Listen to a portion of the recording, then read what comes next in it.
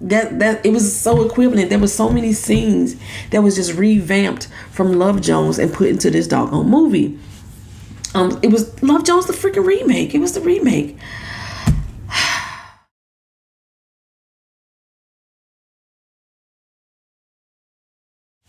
Hey everybody, welcome back to My Twisted Lyf TV. I am Poetry. You are here for a recap and review. I can't talk this morning. What the flip? A recap and review of the movie The Photograph. Not to be mistaken with the 2019 movie Photograph. They're two different things. It's The Photograph and Photograph. And this review is about The Photograph, the 2020 movie that just came out on Valentine's Day that I like to call the Love Jones remake. Yes, I do. So I'm going to start this review off just giving you some critic reviews about it, and then I'm going to give you my own personal review as well.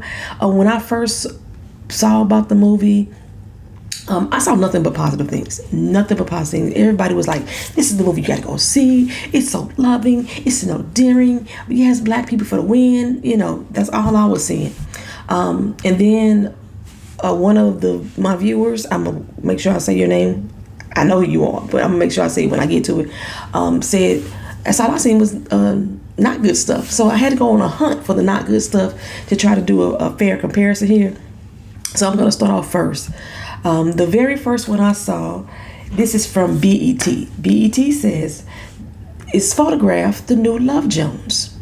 That's what I was saying. I call it the Love Jones remake. And they're saying, their take on it is that Stella Meggy, who's the director and writer of this movie, says that this movie is one for the ages. You know, Boston Globe magazine of newspaper, they stated that anyone could fall in love with the movie The Photograph. Its blackness is important because we see so rare of these images on TV. Then we also have from popcornandtequila.com says The Photograph is a no trauma black love story that we've been waiting for. Okay, one of the reviewers or one of the watchers on that website, her name was Olivia Sedgwick, said, and quiet as it's kept, the reason why lots of y'all don't like it is because you're not used to non-dysfunctional, non-traumatic love. You got to get clear. Sister girl, I'm going to break you down in a second about why this movie is not non-traumatic and why this movie is not non-dysfunctional. We're going to get into it. All right, so on the positive side of, I had another positive one. Time magazine also said The Photograph is a modern take on a 1930s Hollywood romance. So those were all the positive things I'd like to say. And then I have one that's going to like really sum it up for me. So the New York Post review.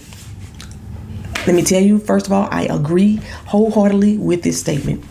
For a movie about big, sweeping emotions that go across generations, there is not much emoting going on here. It's a movie on mood stabilizers. I agree.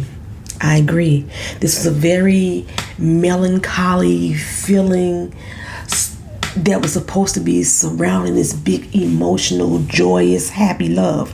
But it was so melancholy, and I think it had a lot to do with the staging. A lot of people thought that the lighting was beautiful because it highlighted a lot of the melanated skin. But when you use a lot of dark browns and green tones all over and red hues, it kind of subdues the emotion that the film itself is supposed to have. The score, if you don't know what the score is, it's music that plays on the movie, the soundtrack. The musical score was so...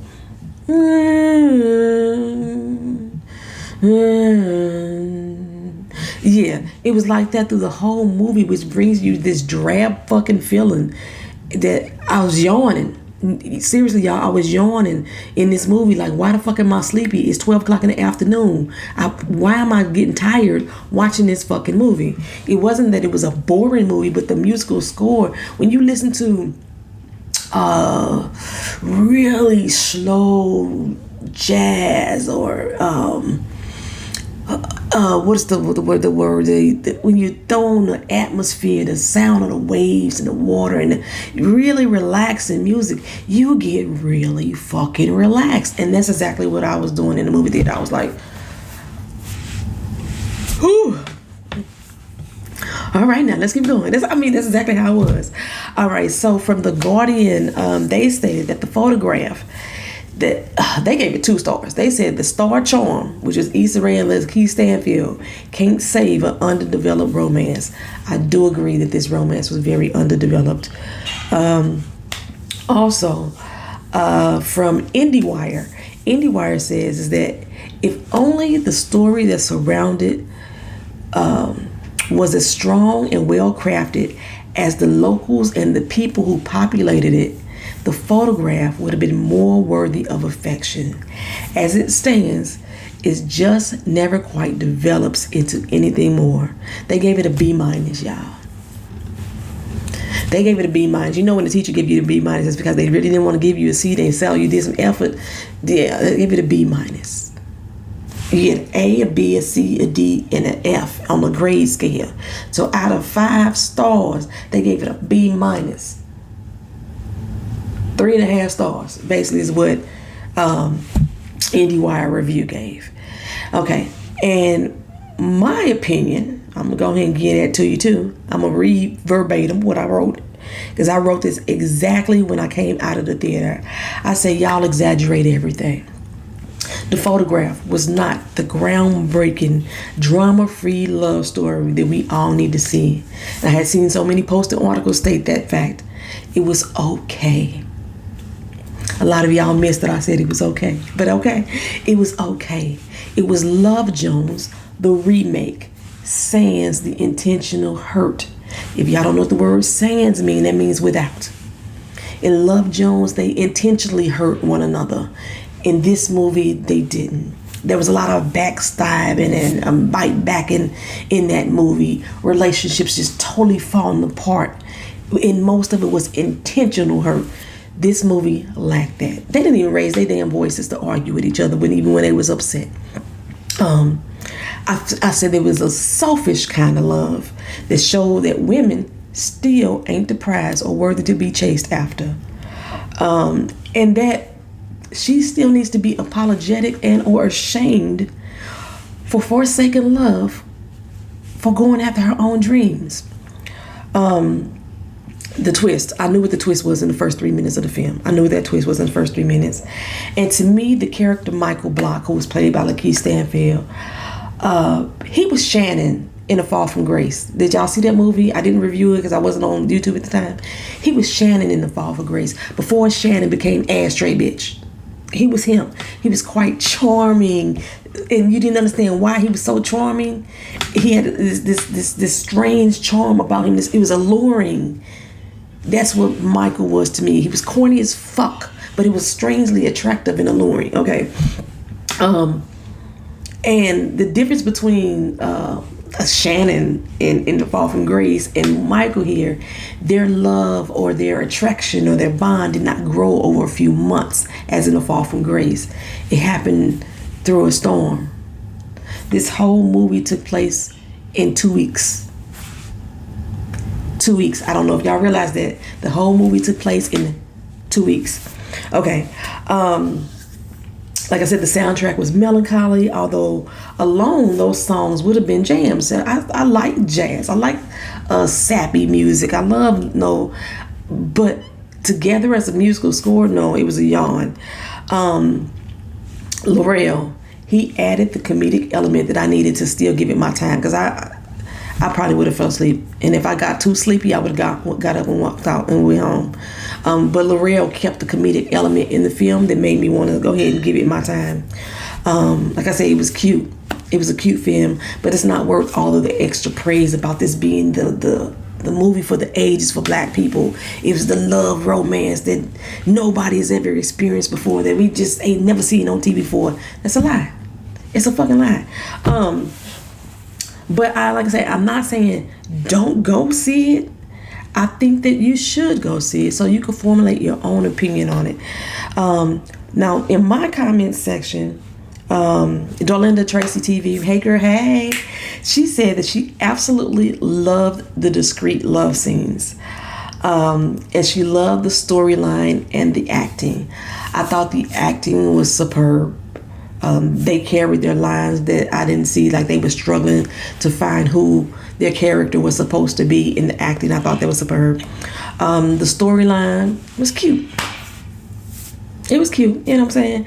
The discreet love scenes. Now, I'm not certain if you mean the fact that they showed them having sex, but not really, if that's what you mean by discreet love scenes, or the hidden love that was there, because there was hidden love in this movie that I loved. The love that Courtney Vance's character, Lewis, that he had for Christine's mama, not for Christine's mama, for May's mama, Christine, the love he had for her, that was a hidden love that was not deeply explored, that didn't really come out. That was the love that Laurel's character, he played Kyle, Michael Block's brother, the love that he had for his wife, their bond, their connection, that was a love that I love to see. Oh my gosh, they gelled, they bonded, that they connected, they were one with one another, even in the relation to how they reared their daughters. It was a beautiful love that I saw there. The love that Courtney B. Vance, Lewis again, had for May, the daughter that wasn't even his. I told you it's gonna be spoilers. That is a hidden love in this movie that was not explored. And those are some of the reasons why I couldn't give it a rating lower than 3, because there was some good moments in this film. But the praise for the romantic love, like, oh my God, it was so much romantic love. No, it just wasn't there. Let's say Miss Bowie, is that right? Yes, Buie. She says, I love the way that he looked at her and the way he spoke without words at times. I also appreciate the depiction of the women who leave the South to move north and their struggles. I related to this film on so many levels. It wasn't the best love story, but it wasn't the worst either. I could rock with you on that. I could rock with you a little bit on that, just a little bit, because the way he looked at her was sometimes a bit stalkerish to me. Picture this. Kodak this moment. You walk into a venue, you see a guy, he's fairly attractive, and he's looking at you like this. Let me take my glasses off, because he didn't have his glasses on. Every time he see you,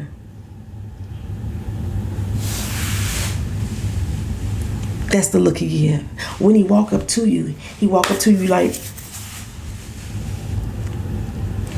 I found that disturbing.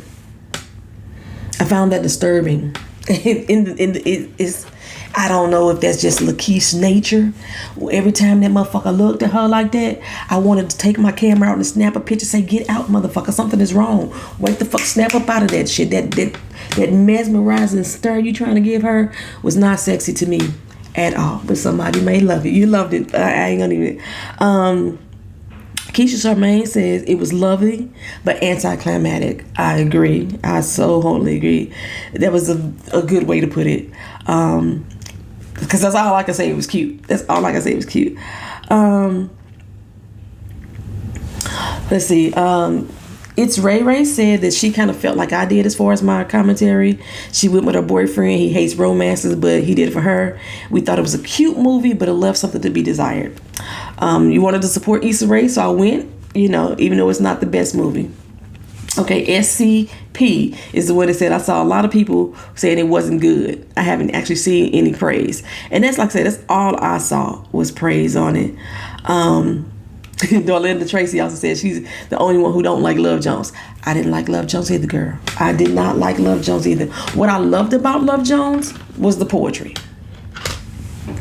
And only Darius's poem. I didn't like Nina's poetry at all. But there was poetry written in the lines of the movie.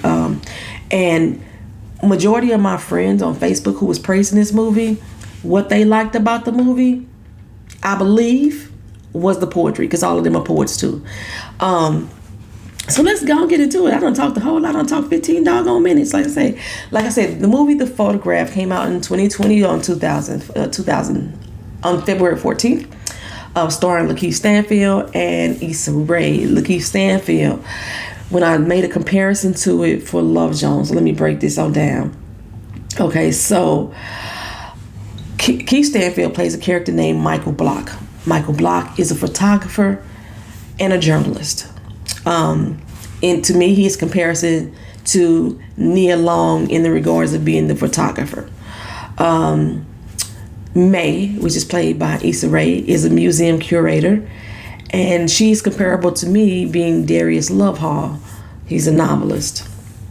The Christina, which is May's mother, she, for me, embodies Nina's from Love Jones, her desire to dream, to go out and chase her dream. That's who Christina was for me. Her guy, Isaac,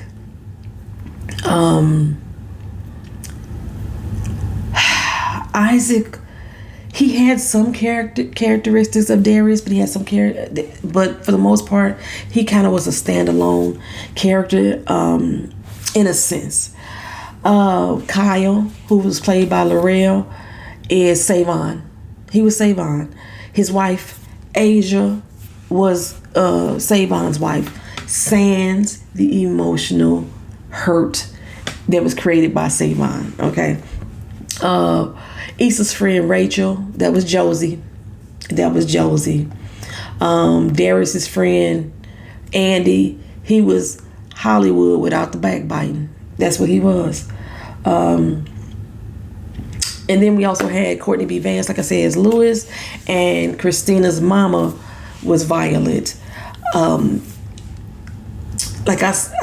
The poetry in Love Jones, the poem that Darius did, the funk in my left eye, that poem, that is comparable to May's letter. May's letter started off with so much poetry in it. It reminded me of Love Jones's poetry. This movie, they said, took $16 million to make. That was the budget for this film. It only grossed $15,774 worldwide. So it came up short worldwide.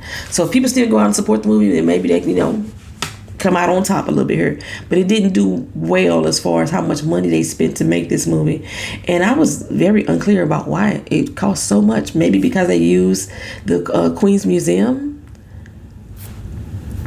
Because I couldn't understand why it cost that doggone much to make this movie. It was the actors, you had to pay them that much. Girl, child. So picture this. I'm down here with my boo. I'm all in love. We hugged up. You know what I'm saying? I love him. He loved me. He proposes to me. Now, my mama been in my ear telling me about what kind of man this man ain't. He ain't gonna never be shit. He ain't gonna mount to shit. Nothing like that, right? So, I want to go and chase my dreams. Get out of this small city that's holding us back, that's suffocating us. I want to go out there and explore life in the big city, and I want you to come with me. He proposes to her. He want to marry her. When she asked him, do you want anything other than this life? He said, all I know I want is you. Okay? The next day, she packs up and moves to New York City. Up out of here.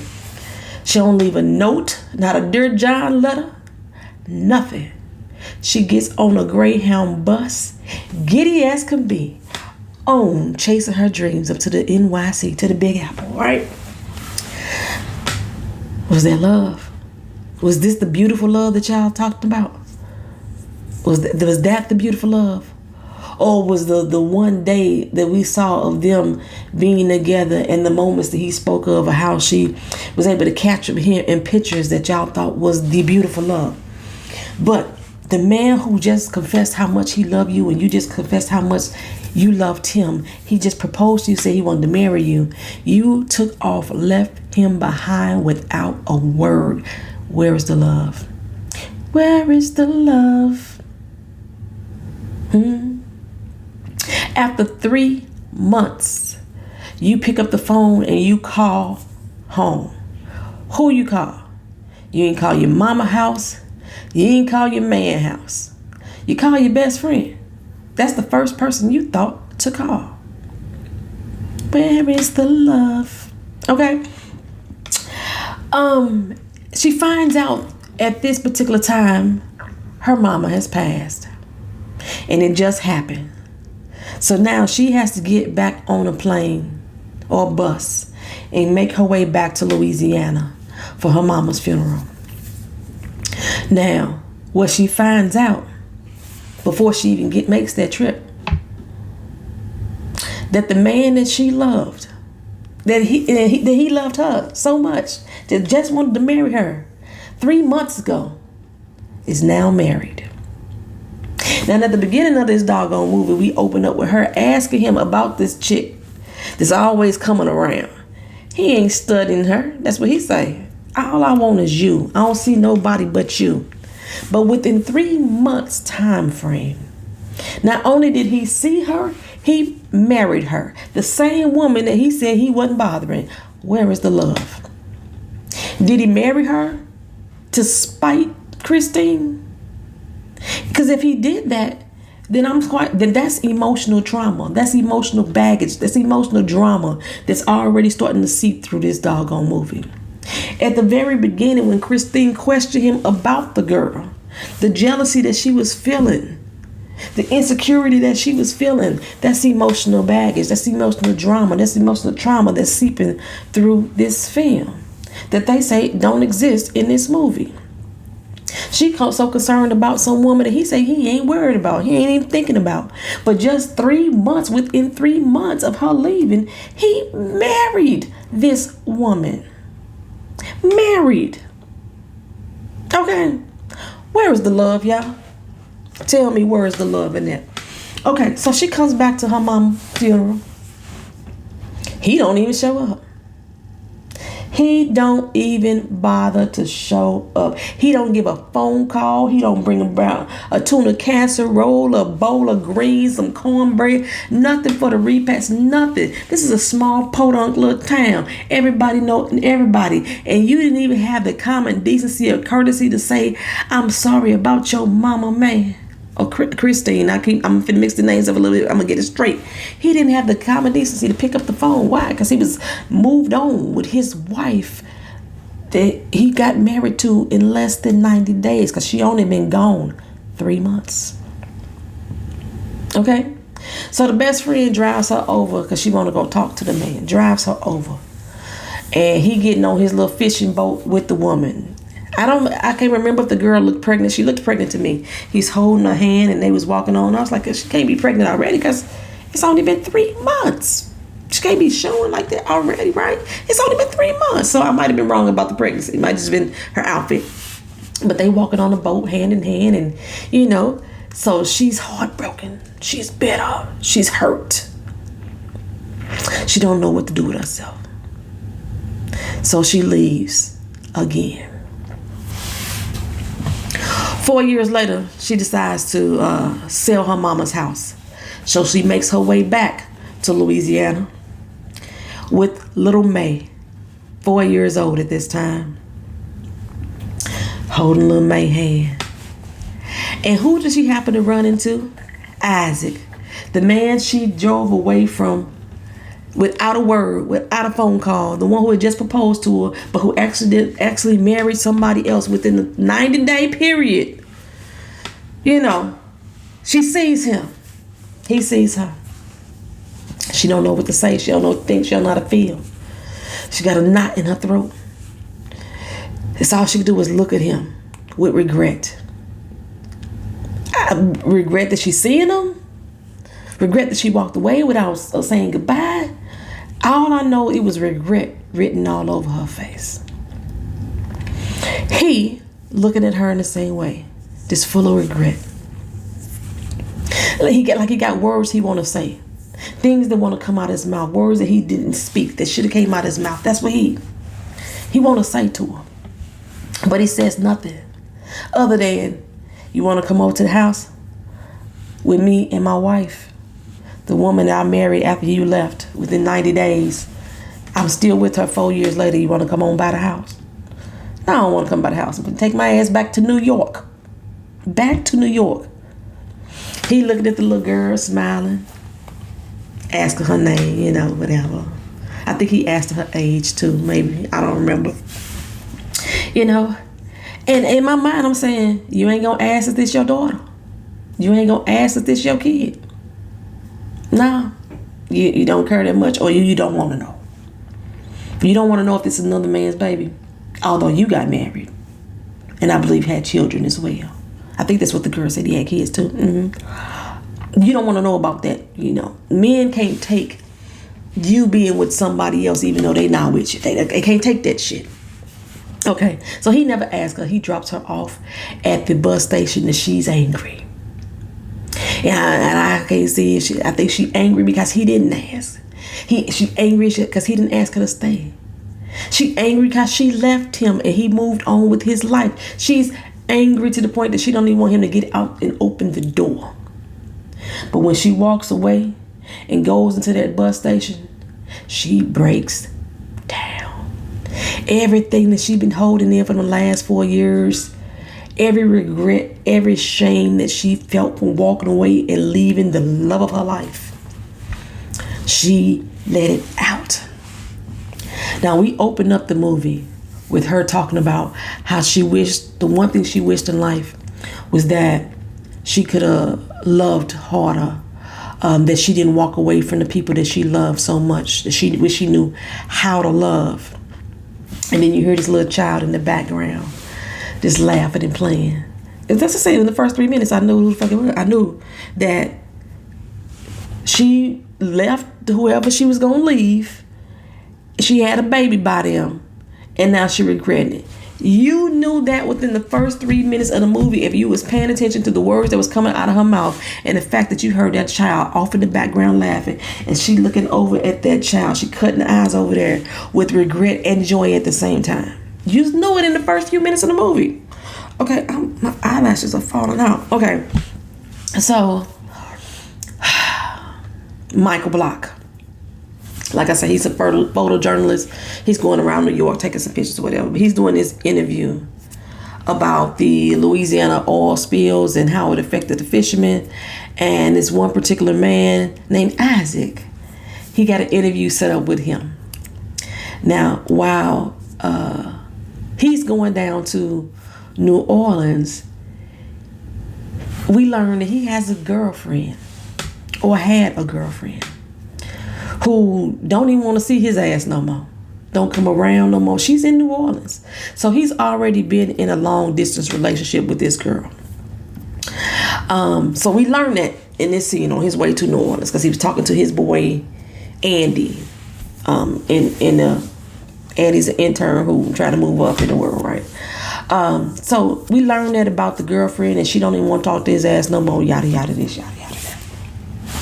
He goes down to start interviewing Isaac about the Louisiana oil spills and the fishermen and how it affected him.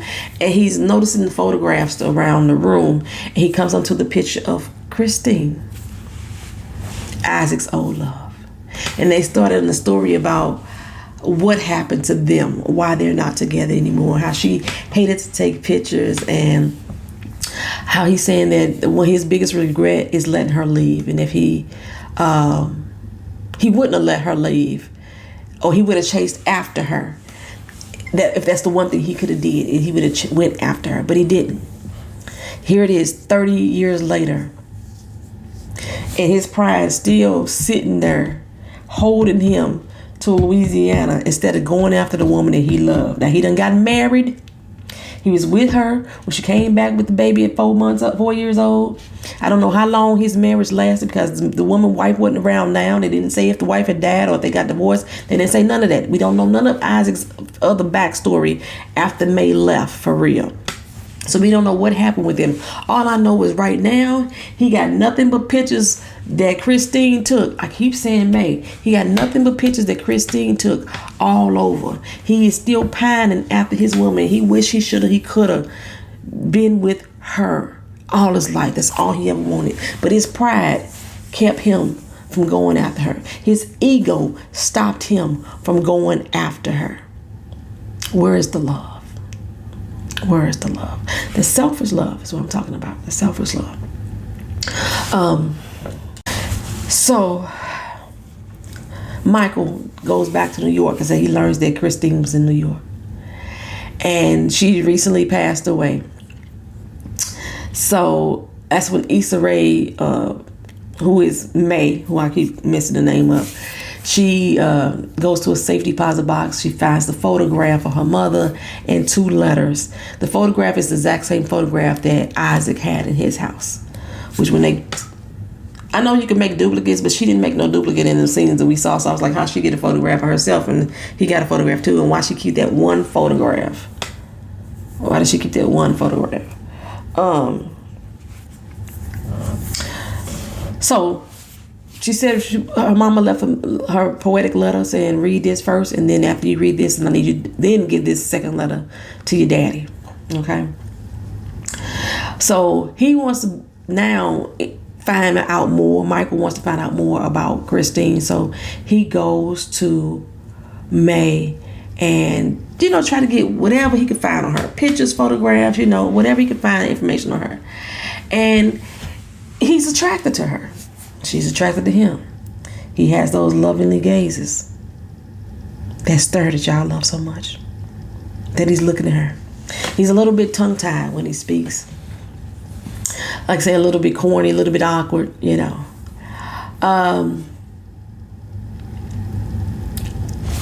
at the same time, like I say, she's discovering who her mother is through her letter. We hear tell about her and her mother having a strained relationship, but we never got a full understanding of what caused the strain. She just kept saying, I wish my mother was around. I wish my mother was around. But the way they made it seem is like her mama was always around. Her mama loved her. She was dragging her back and forth to Louisiana. She, she with the girl.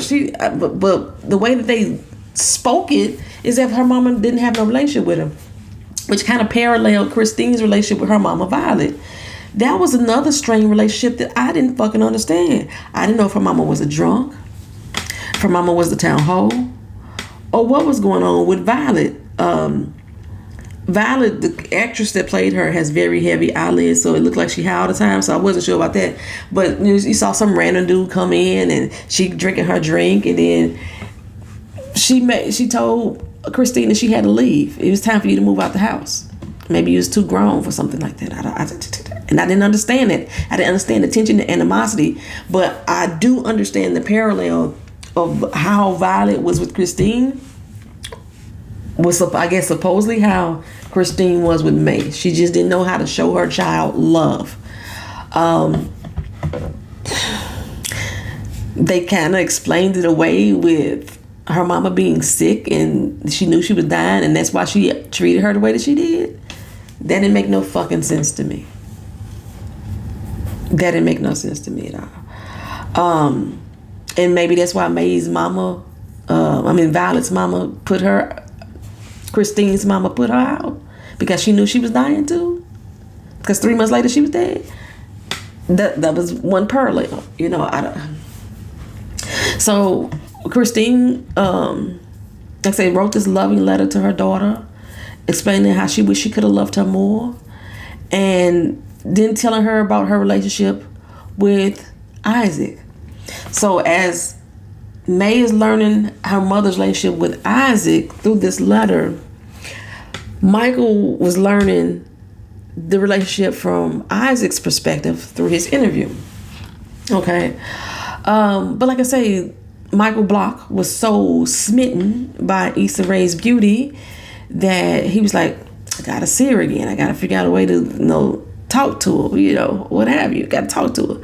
So she had some event going on at the museum. He went to the museum and kept eyes on her, made googly eyes. There was one point that they was going to speak to each other, and they was walking towards each other, because she was like, oh, hey, how you doing? What are you doing here? But she was working at night, so she got interrupted, so he wasn't able to engage with her at that moment. After the whole event was over, they got together. They decided to have drinks, and there was a lot of forehead touching. and gazing into each other's eyes. A lot of that going on. The forehead touching. The Coneheads did that back in the day when they was trying to have sex in intimate relations. They touched heads. They touched cones in the head. Also, there's so many movies that the forehead touch happened. In Twilight, the forehead touch. The TV show Lucifer, the forehead touch. There was another movie that Keanu Reeves was in, and the forehead touch. The forehead touch with the longing eye, the longing look. That is equivalent to the forehead kiss in The Best Man. That's all it is. When he kissed in the forehead, you know what I'm saying? That's what the forehead touch was. But the dinner itself was like, they had the awkward conversation because both of them was kind of awkward. They discussed Kanye West, fuck him. They discussed Drake. They discussed Kendrick and their love of music. And they dislikes of music. She didn't like Kendrick. He didn't like Drake. They both thought Kanye was kind of off. Fuck Kanye. So yeah, they bonded over that conversation. And like I said, he was so smitten by her beauty, he just had to kiss her, right? So he kissed her. She liked it, you know. And, you know, he even called her the next day, told her how special she was, you know. So she felt kind of good about that. So she was back at the crib talking to her friend Rachel about the kiss, the very first kiss. And that very first kiss was equivalent, the conversation about that kiss was equivalent to Nina telling Josie about the first time she had sex with Darius. The first time she had a horizontal kiss. That it was so equivalent. There was so many scenes that was just revamped from Love Jones and put into this doggone movie. It was Love Jones, the freaking remake. It was the remake.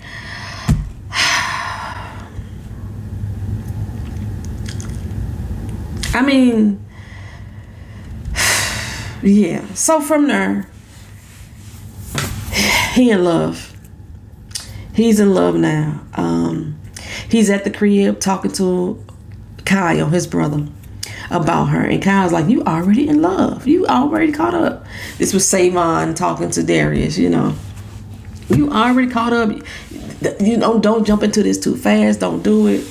Because they asked about Tamika, I think it was the girlfriend that he had. What happened to her?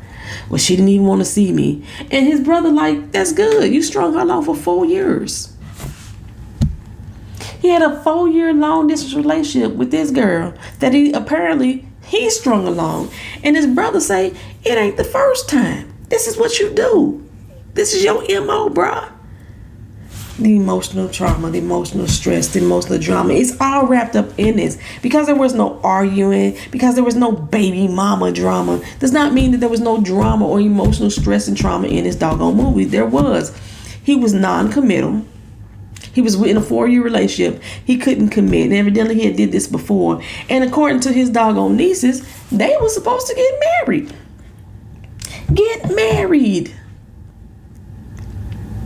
And now within a 2-week time frame of him meeting Issa Rae or May, he's so fucking in love and ready to spread his wings and fly away with her. You know, he went to her house. They was in the middle of the hurricane. He went to her house and he was helping her. Well, she was packing up her mama house. And he went to the house with her and they was, you know, just vibing off some music. They vibed off of Al Green. I'm going to get to the music later. They vibed off of Al Green, right? So, no, May up there like, hey, you know, dance with me. He like, nah, you come back over here. And she stopped and looked at him like, nigga, for real? And he said, what you still standing there for? Come over here. That pissed me off, y'all. That pissed me off. First of all, nigga, you can't get the fuck up and dance with me. It's just us. We in our own space, and you can't afford me just a little moment. You can't afford me that. You like, come over here. And then when I look at you, you like, I said, come over here. What you still standing there for? And then when she come over there, he like, why you always holding your head down? That was that Michael. That was that Shannon. That was the Shannon from A Fall of Grace for me. That was Shannon. But her response was, he said, why you always holding your head down like you praying? And she was like, because I may need to or something like that. And he said, well, if you did, what would you pay for? Willpower. This was setting up the sex. That's all that was, setting up. So they had this sexual scene that was very discreet, as Dorlinda was saying. She didn't break a fucking sweat. Her hair didn't move out of place. Her silk pressed weave was, it didn't move out of place. There was not a fray. You had this intense love-making session. You didn't perspire nothing. And after it was over, you laid there and just stared at him like, who the fuck is he and why is he in bed? Like, why did I do this? That's the look that she gave him. There was no long loving looks. Like when her mama had sex with Issa the first time, they longingly gazed into each other's eyes. You could see the love exchange between them. You could see it was emoted. It was emoted. But this love scene that they had here, although they had some nice cuts of arching backs and deep breaths being intake, there was nothing else emotional about that love scene that made me say, yes, bitch, yes, y'all do that shit. Nothing. It was when it was over, it was almost like it was a regret that was lingering in the air, dancing on their earlobes, that trampled across their skin. There was nothing romantic about that love scene. Nothing. You can't make me believe that at all. Nothing.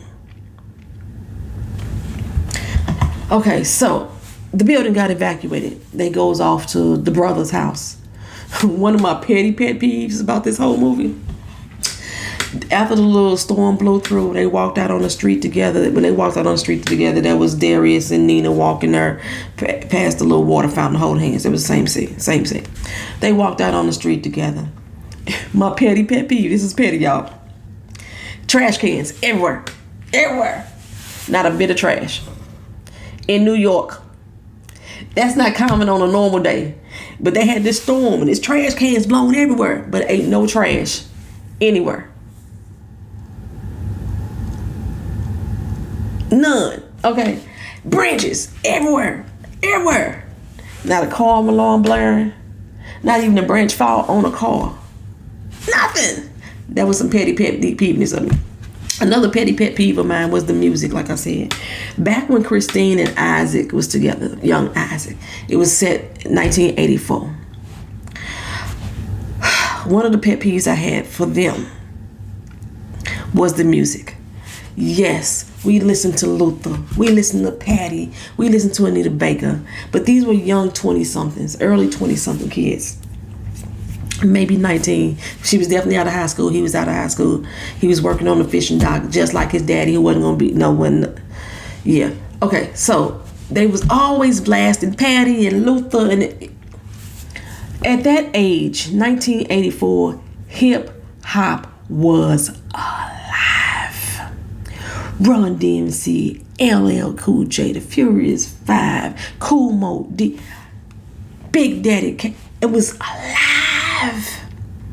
Hip hop was alive. The birth of hip hop was exploding. It didn't seem sensible to me that these late teens, early 20-year-old youngsters is blasting Luther when they out riding and kicking with their friends. Maybe at home when you with your love thing. Maybe up in the club when y'all slow jamming. But no sir, no ma'am, Pam. Hip hop was too alive. It was too alive at that time for that to have not been their musical soundtrack when they got around their friends and they party and they kicking it. Even when they went to the club in New Orleans, they went to this old speakeasy. And the music was just so, it was like a lot of time coming up in the 80s. When we listened to a lot of that music, it's because our parents did. So it was like they went to their mama's party. That's what it seemed like to me. This is a long ass recap. We gonna keep it going. It seemed like they went to their mama's party. The whole musical score was taken straight from Spike Lee's X, the Malcolm X movie Spike Lee did. it seemed like all the music was taken from that and put into this. That's how drab and drawn out and lazy feeling the musical score was on this. Although the songs are great songs on the standalone together, like I said, the best part of it was when they played her, HER, when they played her at the end on the outro. Then I got excited about the music. That was the only time. That was the only time, y'all.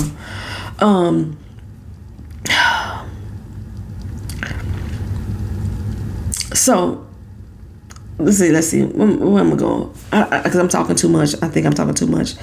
Like I say, Issa and her mama, they had this strained relationship that I couldn't get because they didn't really characterize her mom. They didn't show her lack of affection for real, so I didn't really understand it. Her mother somehow hated Isaac because he was a dreamer. He loved his life there, and he didn't want to change. So it made it seem also too that because he didn't want to change, that he was left destitute in poverty, with a sense of sadness and unfulfillment. You saw back in New York at Christine's house, she went to go chase her dreams. She living in this big New York apartment, just beautiful. And he's back in Louisiana in a seemingly dilapidated house. You know, he looked grimy every time you seen him, unkempt, as if you can only become. That's the only way for you to become something or anything is if you went to the big city. So even though you mentioned one of the comments, the viewers mentioned that she loved that they left the South and went to the North in chase of their dreams. That was probably one of the things that I kind of did and didn't like about it. I do love the fact that Christine packed her shit up and left. I love that fact. Packed her shit up and left. What I hated about that is they made her guilty about it. As if she cannot be happy unless she had that man in her life. Like her dreams was never enough. I hated that shit. What I hated about that fact, that Isaac's pride was so motherfucking big that he felt in 30 motherfucking years that his one regret is that he didn't go after her, and that he still did not go after her. He said in this movie that he felt that May was his daughter when he saw her at age 4, but his pride would not let him ask her. And the reason why, this is the reason why he didn't ask about his daughter or go after his daughter or try to find out if that was his child, was that he didn't know how to chase a woman that was moving faster than him. He didn't know how to be with a woman that was going faster than him. His dreams were faster than him, or something of that nature. I can't quote it because I didn't write shit down. Can't write in the movie theater. And I'm thinking, what the fuck does that have to do with your daughter? Like, as much as I watch Paternity Court, one of the main things that those kids have when they find their father or their father looking for them is, why didn't you come for me? And you sitting here telling me that the reason why you didn't bother to question whether or not I was your child, whether you didn't inquire, is because Christine was living her life a little bit too fast for you. So fuck the kid. That pissed me off. I can't say that this movie does not have drama. I cannot say that this movie is not full of emotional trauma when shit like that is going on. Your fucking pride got in the way so god doggone long for 30 motherfucking years. You've held this lady's pictures all over your house, even after you married the girl who you wasn't studying. All these pictures are all over her house. You pining after this woman. You hold so much regret in your heart that you didn't even bother to keep tabs on her. You didn't even know she was dead. If Issa May hadn't showed the fuck up to your crib, you still wouldn't have known she was dead. Now let's go back to Michael Block and May, Issa and LaKeith. This love story that y'all say that they have there so much. already know that he emotionally fucked up. You know, like I say, I always say he's non-committal. And within 2 weeks, he's in love with Issa Rae at this point.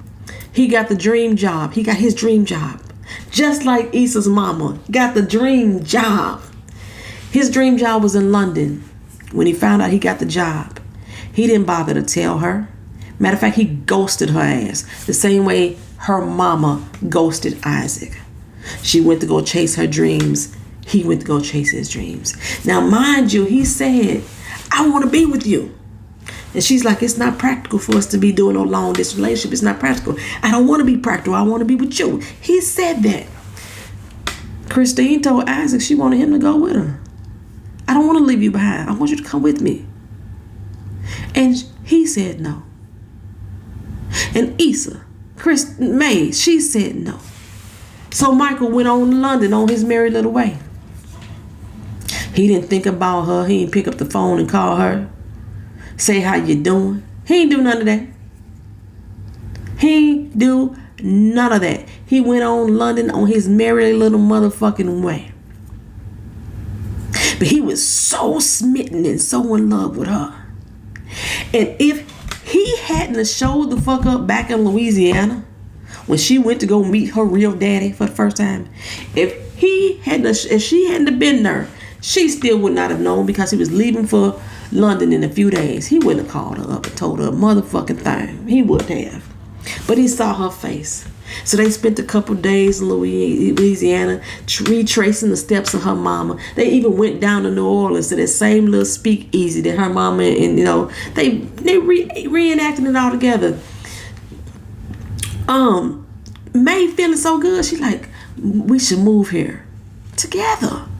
Y'all known each other 2 weeks. Y'all want to move together. Okay. And then he got caught in the throat. Now, mind you, he didn't even tell her about the former girlfriend that he was just supposed to marry that they just broke up with 2 weeks ago. The little kids had to tell her that. And when she asked him about it, he couldn't even remember that it had been 2 weeks ago. I think it was like 2 months ago. I mean, well, okay, it was like 2 weeks, really. You know, he's already cultivating a lie, you know, because he, like I said, he didn't know what to say. Like, he always tried to figure out what to say to ladies. He cultivating his lies.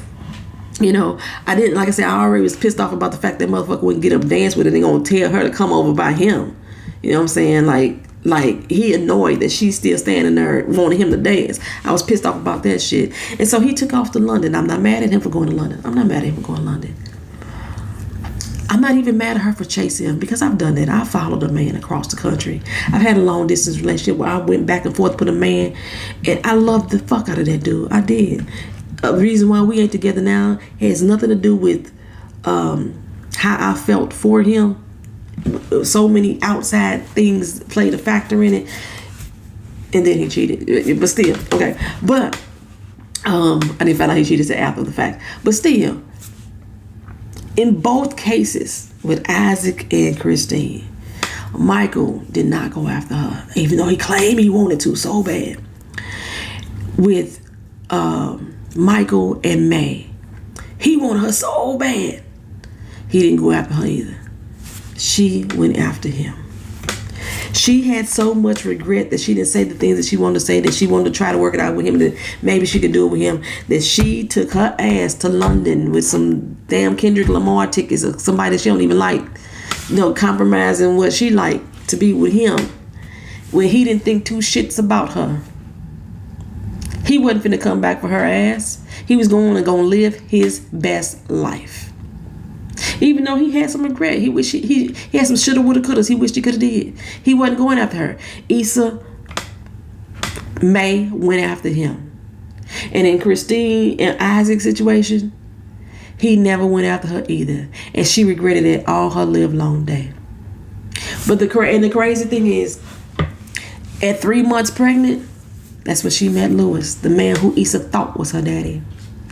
And he was with her until her dying day, knowing that she was loving another man. That's who loved. That's who loved. He held on to her tooth and nail to her dying day, holding on to her secret that he wasn't even Issa's daddy until her dying day, even after she died. The letter that Christine wrote this is for you, and after you get done reading this letter, give it to your father. It wasn't even to the man that she was married, the man that she stayed with for 30 years. It was to the man that she walked away from, the one that she really loved, because she didn't really love Courtney Vance. She probably loved him, but not the way that she loved Isaac. The love story for me was the way that Lewis felt about Christine, the man that stuck with her ass for 30 fucking years, knowing that she was with another man in the heart, knowing that this child wasn't his. That's the love. That was the love. That was the love. So, but like I said, the mama, Christine, she dipset on Isaac's ass, kept a pregnancy for him for 30 years because of her pride. Daddy said he wasn't man enough to, to go after her. I don't see the love there. I don't see the beauty in that type of love. Let me put it that way. I don't see the beauty in that type of love. The other hidden romance, the friends hooking up together. She was ashamed of him. He was quick to tell, oh boy, yeah, I hit that, and she liked me. And she tried to hide that shit from May, that they were sleeping together. She was ashamed of him. Like, why as we as women need to be ashamed of how the fuck we feel? Or why we have to be ashamed of going after what we want? I don't see the beauty in love in that. I just don't. Okay. This shit long as hell. This long as hell. But that is my thoughts and reviews on this doggone movie. I just can't see what was so beautiful about it. What was so, I get, because Issa knew what she wanted. I have to call it Issa because I keep calling her mama May. Issa was May because May decided she knew what she wanted, so she went after the man that she wanted. Unlike what her mama did, is what basically, because she kept comparing herself to her mama. I don't want to be like my mama. But in the end, she really was like her biological daddy. He didn't go after her mama, and she didn't want to do that. So that's why she decided to go after Michael, which was kind of funny for me because he told that story, his regret he told us to both of them, but he told us to Michael too. And Michael felt him, I thought. But Michael wasn't finna go after Issa. He was gonna follow his dreams the same way that Christine did. He may have regretted it all his life, the same way Christine did. But he wasn't about to go after her. There's not one person in this movie that I believe made these women feel that they were worthy to be loved, that they were worthy to be chased, that they were worthy to have me drop everything and follow you and come to you. She wanted to ask him to stay, is what May said. She wanted to ask Michael to stay. He wouldn't have did it. If y'all think that Michael would have stayed, y'all let me know. Put it in the comment section. I don't think he would have stayed. I don't think it at all. But that's it. But like I say, it was cute. It was cute. It was anticlimactic. There was no real buildup of this relationship of why he loved her so much, why they fell in love so much. I just didn't get that. There was no buildup of that. He just looked at her. She thought she was beautiful. Her melanin was popping. All the melanin was popping through this whole movie. But there was nothing that spoke of love for me. Christine and Isaac had a love that was unrequited. What was the beauty in that? What's the beauty in that? Love Jones the remake, the photograph. That's it, y'all. Thank y'all for watching. This has been a whole hour-long recap and review. Peace.